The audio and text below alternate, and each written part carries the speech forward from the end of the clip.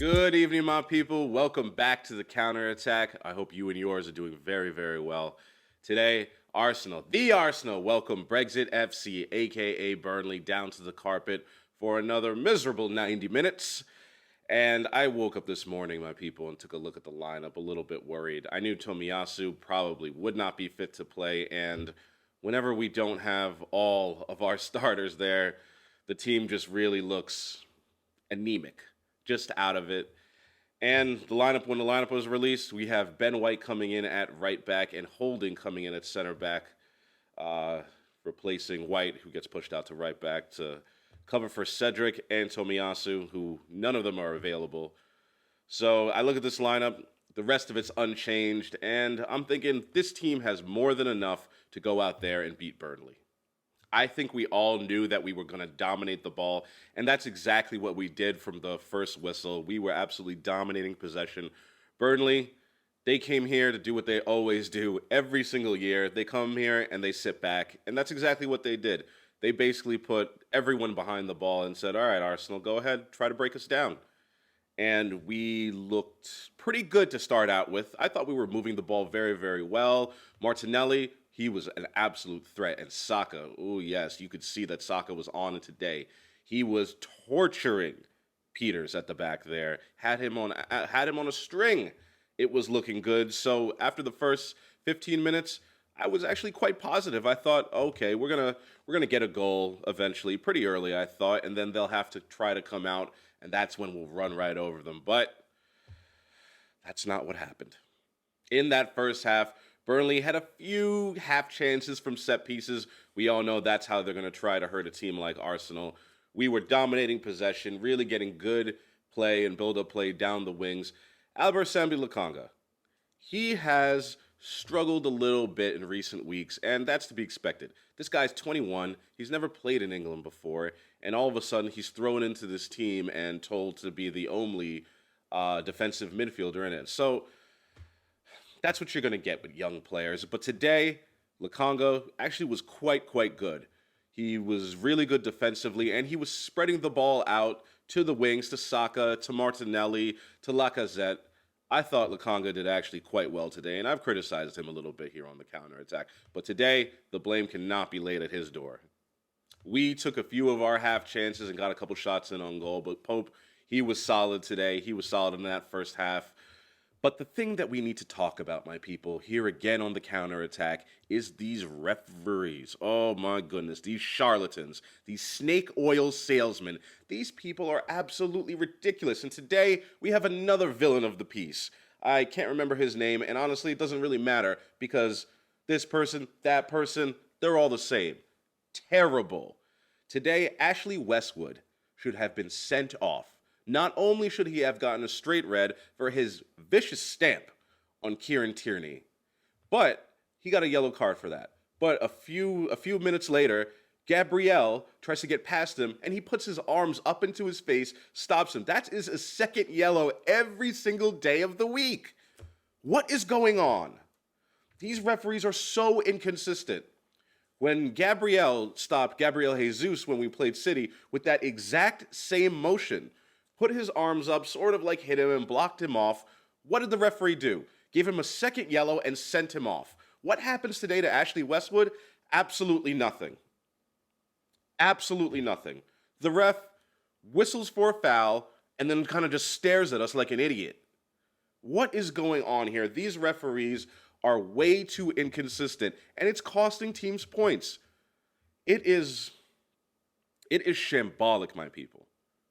Everyone knows that Burnley come into a lot of their matches and they don't come to play.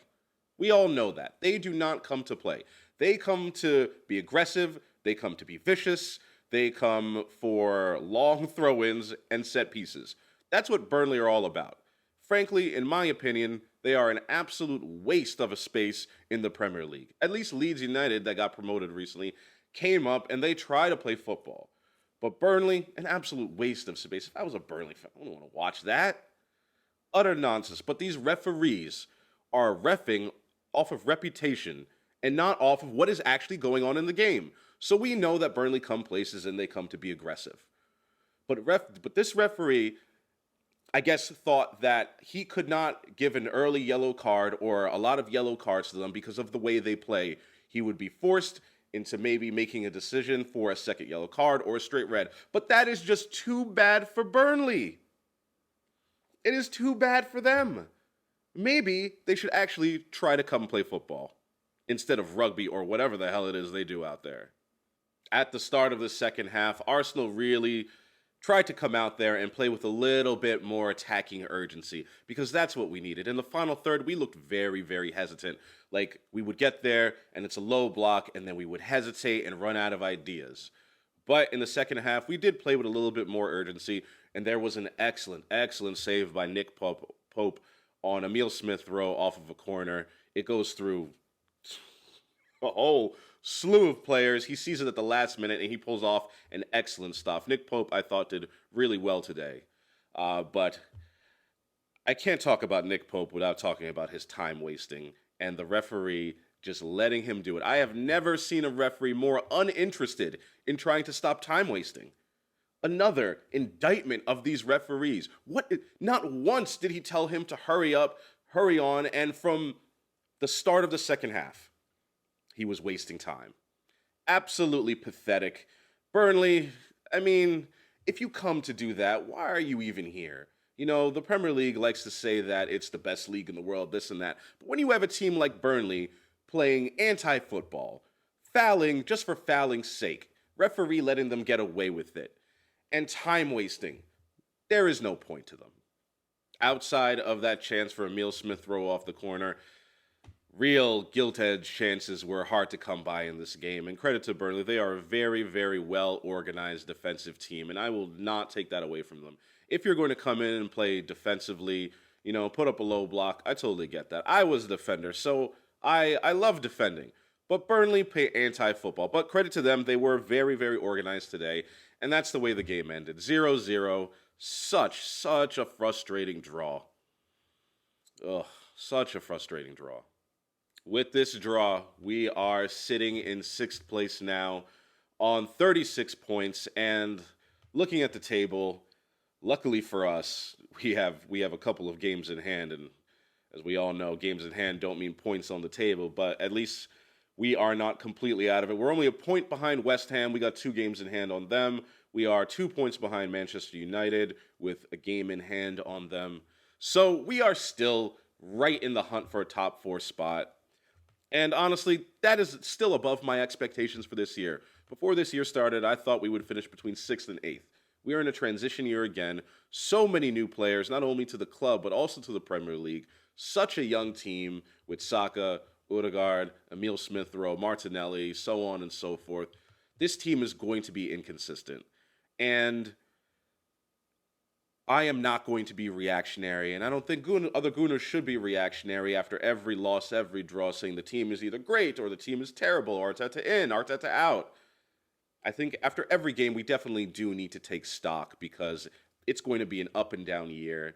And so far, January, we haven't won any matches. We're out of both cups. It's been very, very disappointing this month. But at the same time, we're still in the hunt for a top 4 spot. We really need some reinforcements this January. And there's only about 8 more days left in the transfer window. So, Edu, you need to pull something off here. I think we need a striker. I think we need a central midfielder at the very least. And if we don't get either one of those, honestly, I think the top 4, it's a pipe dream. Thank you for sticking with me, my people. Please slap that like button and subscribe, and I will see you next time.